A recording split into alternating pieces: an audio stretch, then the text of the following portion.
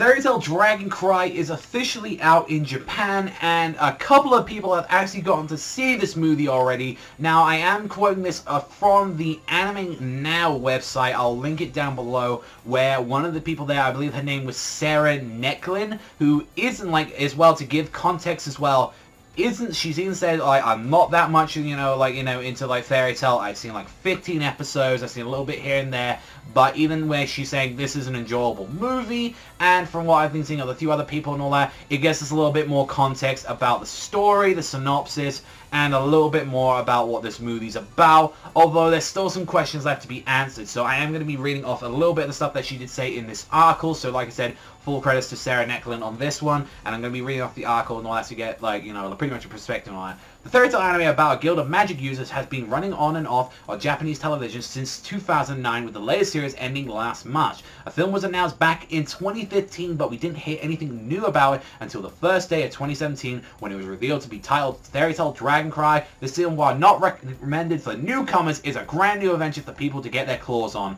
The film follows Dragon Slayer Natsu, Summoner Lucy, their flying cat friends Happy and Shala, Magical Knight Urza, Ice Mage Grey, and female Dragon Slayer Wendy. Their group is given a job by the King of Fiore and his daughter Hisui to take back the stolen Dragon Cry, a dangerous staff that holds power to destroy the world. On the trail of the staff, the group arrives to the Stellar Kingdom, an island that main income comes from superpowered crystals that gain magical powers by absorbing the starlight from the night sky. Okay, so now this understands a little bit more why, like, the theming of the whole entire kingdom as well, whereas, like, with the knights as well, they finally got, like, a name, like, they're known as, like, the Free Stars. Like, we get to see as well with some of the characters as well, like, why they're, like, a lot of knight, like, star theme has been showed in the movie. It makes a little bit of sense as well that, with Lucy, and the fact that this was the King of Fiore that set this up for this mission. It wasn't like, they got a random request. They were personally asked by the king to investigate this, and that this Dragon Cry weapon was stolen, and whether or not, like, this, I imagine it could make sense where it's like that maybe this thing was taken during the whole incident of the Grand Magic Game / Dragon War.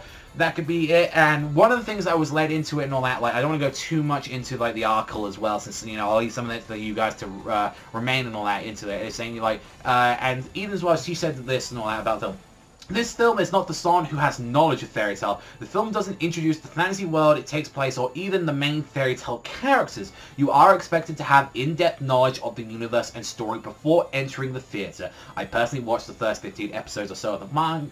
The film is not for someone who has no knowledge of Fairy Tail. This film doesn't introduce the fantasy world it takes place in or even the main characters of Fairy Tail. You are expected to have an in-depth knowledge of the universe and story before entering this theatre. I personally watched the first 15 episodes or so of the anime and read later parts of the manga. Admittedly, my knowledge is scarce compared to die-hard fans, but I felt going in I had already somewhat of a handle of the world. But even with my basic knowledge, there were plenty of good points that went over my head, especially everything about Dragon Slayer and Natsu's dad, Igneel. So Igneel is going to be a part of this movie. It's mainly going to be in a flashback. I'm kind of curious about that since, like, for a person that's like an early fan that didn't really get to see how much more that Igneel's part went to, is kind of interesting. But she even said as well, like, for this night, like, you have to be, like, like, this isn't like, even as well I say, like, the first Fairy Tail movie is like a good introduction, but same thing with, like, this first movie compared to the second one, it doesn't introduce the world, like, and the characters too much. You get, like,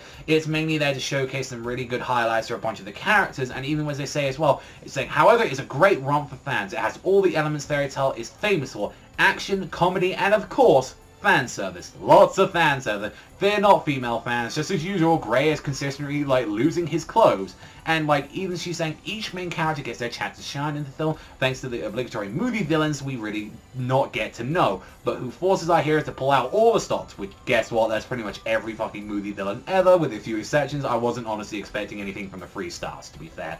Like, we get to see as well, like, from these opponents as well, that, like, they're obviously nothing too fancy, like, from the Fairy Tail Guild, and that's not a bad thing. While the majority of the film had a focus on Natsu, these scenes give the characters a chance to be in the spotlight a lot more, having these fights. Some less major characters like Gargiel, Levy, Panther Lily, and Gargiel's fangirl, Juvia, also get an opportunity to shine, with Juvia joining in one of the funniest parts of the movie. However, the focus is on Natsu. While the story is not extremely complicated, it does give a chance for Natsu to face not only the enemy, but his own identity.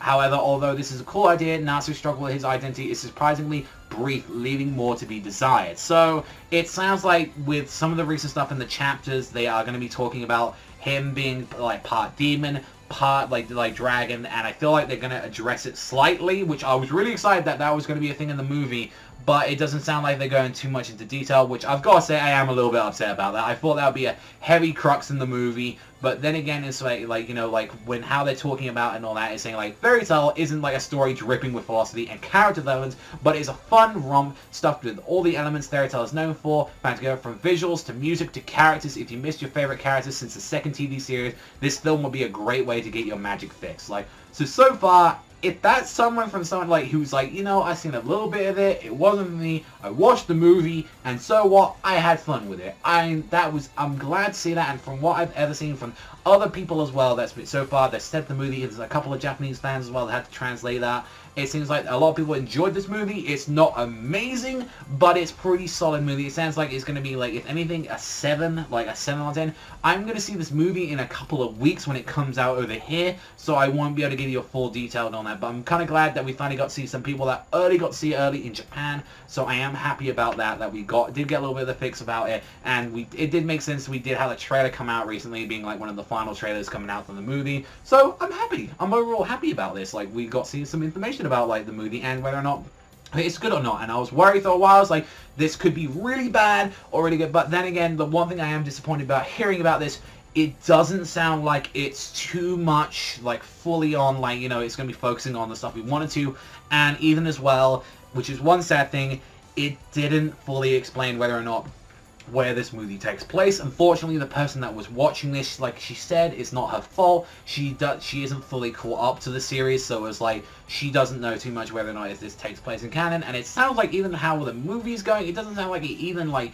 addresses it fully. So maybe it might be one of those movies where it's like it can take place here, but maybe it can't. So it's going to be one of those, and hopefully, I hope it's fully canon. All that Hero was on behind with this movie, so we'll wait and see and all that. I'm curious to see what you guys think in the comment section down below. That's all from me though, so thank you as always for watching, and I'll see you guys though next time.